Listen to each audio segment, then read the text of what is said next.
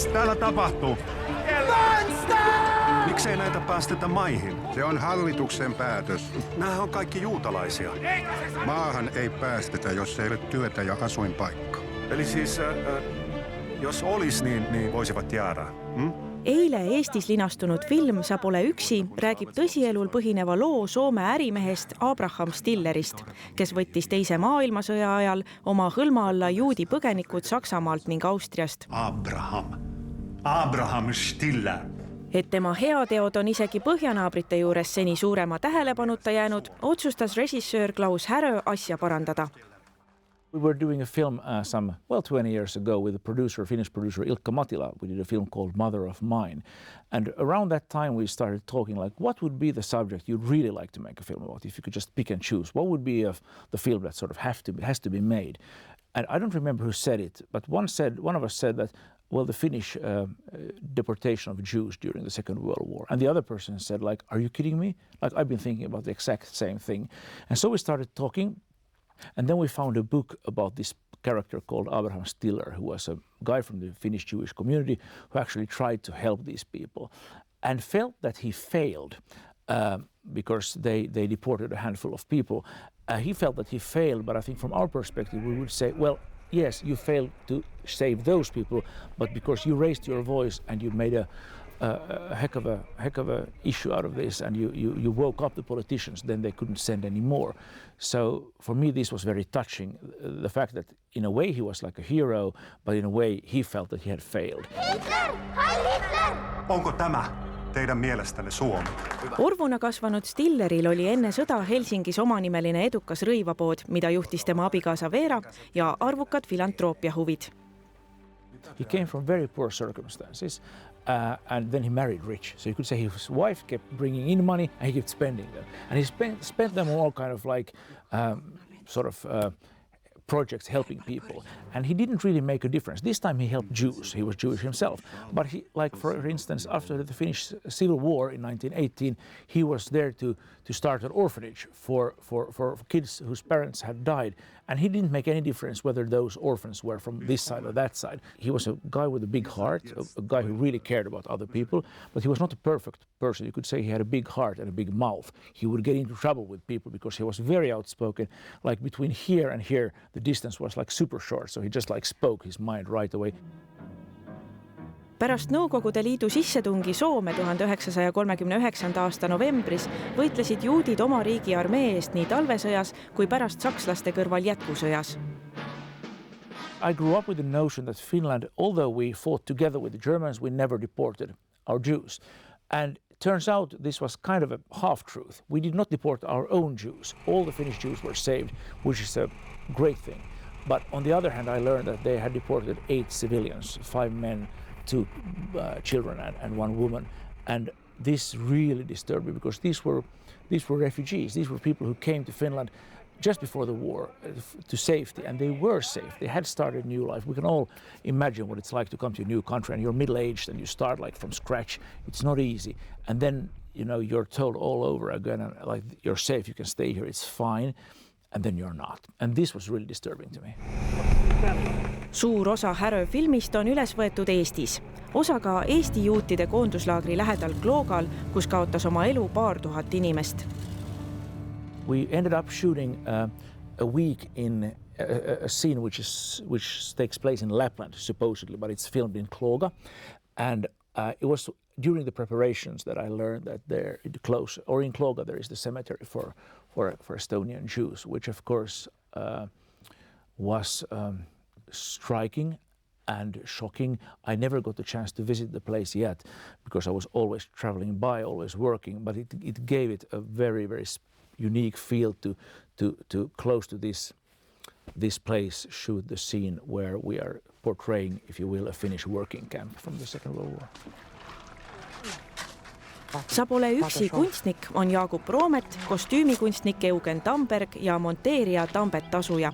Soome näitlejate kõrval teevad kaasa Rain ja Ruuben Tolk, Peeter Oja, Jaak Prints ja teised eestlased. Kurt! Irralle hea! it's good to come to here to shoot, but also the Estonian crews are wonderful. And for me personally, I was really keen to work with Estonian actors. And the Estonian actors we have here, Rain Tolk, Ruben Tolk, Peter Oja, they were just a joy. And my only pity is that I couldn't work with them more and that I couldn't work with them in Estonian, which would have been a marvel.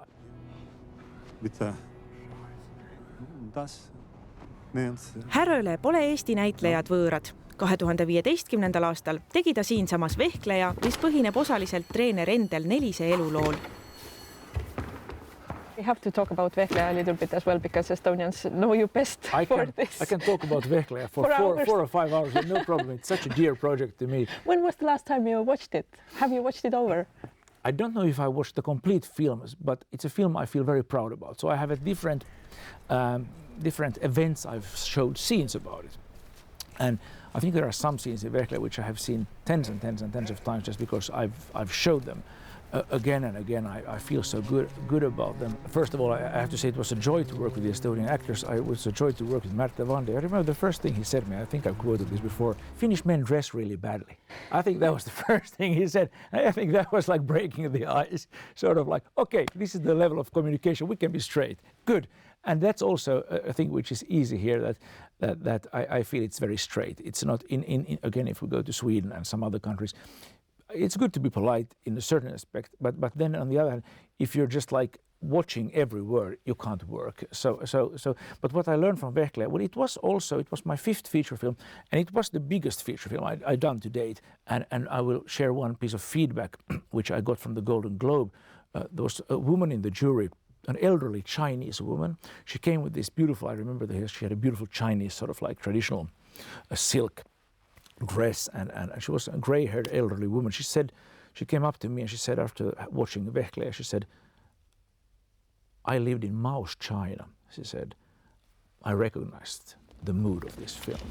So even if I had not lived in this kind of occupation like Estonia had at the time, I feel that together with the Estonian crew, I was able to give it a mood of believability and truth, and this was reflected then in the comments of the audience. Ära enam nimed.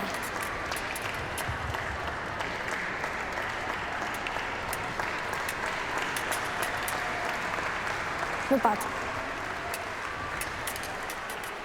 Mulle ei meeldi üksi vehelda. Иди в атаку, иди сам! Пошел! Стоп! Недействительный. Здесь середина. Каськ, маску. Масочку одеть, Каськ.